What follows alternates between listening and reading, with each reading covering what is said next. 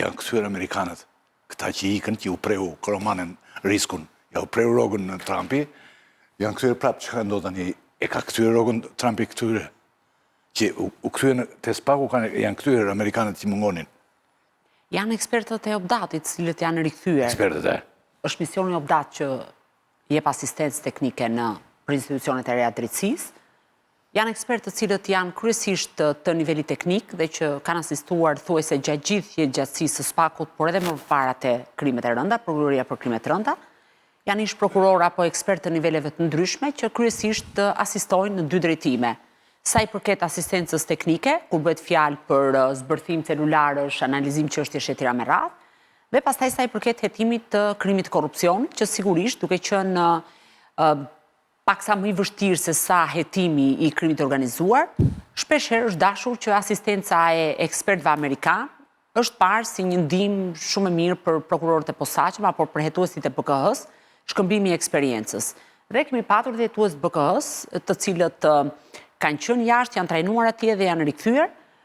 Është e vërtetë që pas urdhrit të firmosur nga presidenti i SBA-ve, zoti Donald Trump, ekspertët amerikanë nuk ishin parë të vinin në SPAK, ne kemi diskutuar këtu, kryesisht vinin ekspertët britanik, të cilët vijojnë gjatë gjithë kohës dhe sidomos po asistojnë sa i përket strategjisë për hetimin e krimit zgjedhor, ndërkohë që ditët e fundit ja është parë rikthimi i ekspertëve amerikanë. Sigurisht as nga ambasada amerikane në Tiranë dhe as nga prokuroria e posaçme nuk ka patur konfirmim zyrtar për këtë çështje, por me sa duket ka rifilluar, tani nuk di të them lidhje me fondet, sepse nuk kam një informacion lidhje me këto, por prania e ekspertëve është parë ditët e fundit. E ka përqesën Trumpi tani, dhe erdhën këta.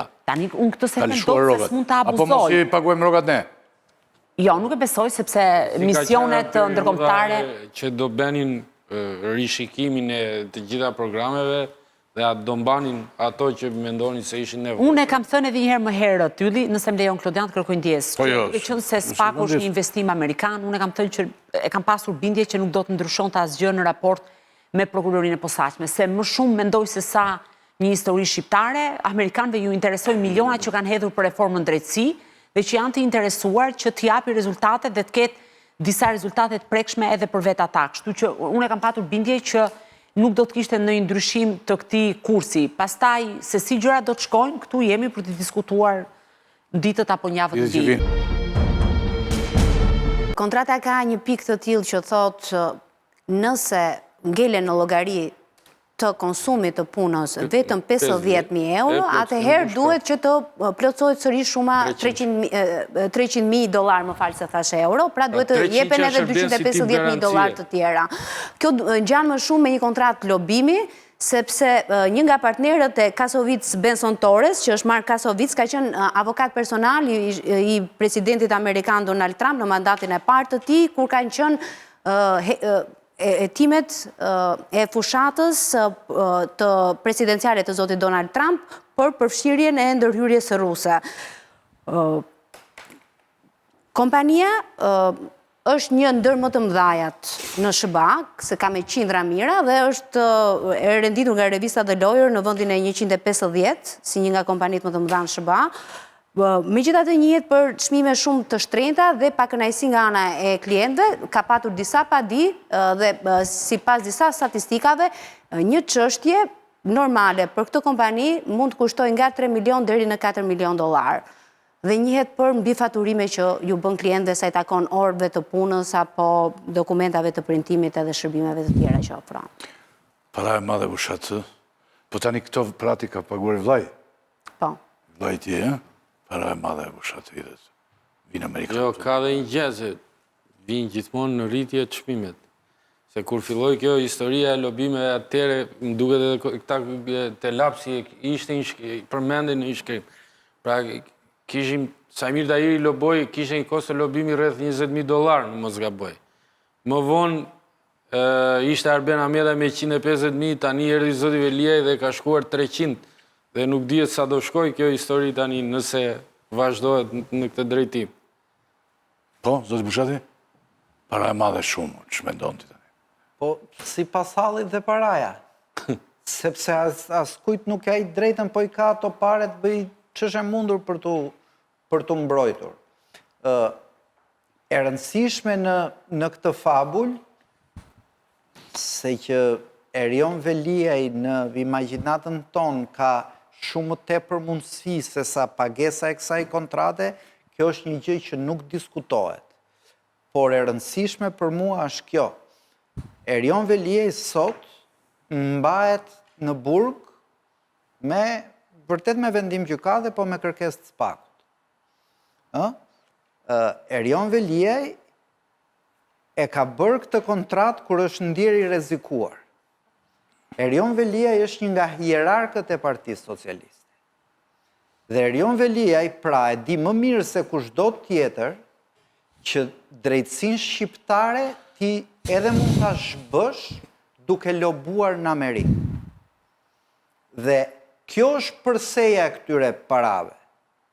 Sepse duke qenë njeri që e ka njohur sistemin, ky me ato veglat prej Çeliku që edhe ka përdorur në rastet tjera drejtësi. Allah dhe Çeliku. E di që në qoftë se ti prek telat e dur në Amerikë, spaku, GKK-ja e këto nga instrumentet të drejtësisë, mundet teorikisht të shndrohen në instrumente vasaliteti. Kështu që janë shumë para, por nuk janë para kot për hallin që ai i ziu ka. Por ama ka edhe diçka.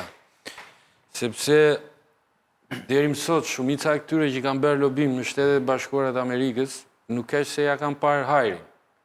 Përkundrazi, disa prej tyre kanë pas probleme. Kujtoj zotin Basha që pati probleme me çështjen e parave dhe lobimin në Shtetet Bashkuara të Amerikës. Zoti Meta po ashtu pati probleme me çështjen e lobimit në Shtetet Bashkuara të Amerikës. Pra, deri tani nuk kemi parë që ja ka parë kush hajrin. Ky është një interpretim, por ka një interpretim tjetër që Meta mund t'i ketë çuar parat kot, ose Sajmir Tahiri mund t'i ketë çuar parat kot, apo Basha parat kot, por sepse dikush tjetër ka paguar më shumë se ata. Sepse Basha u fut në këtë mekanizëm, ne e dim që pagoj Rama që Basha të futej në këtë mekanizëm. Pra, në qoftë se është dikush që paguan më shumë se ty, po ty vërtet shkojnë lekët kot.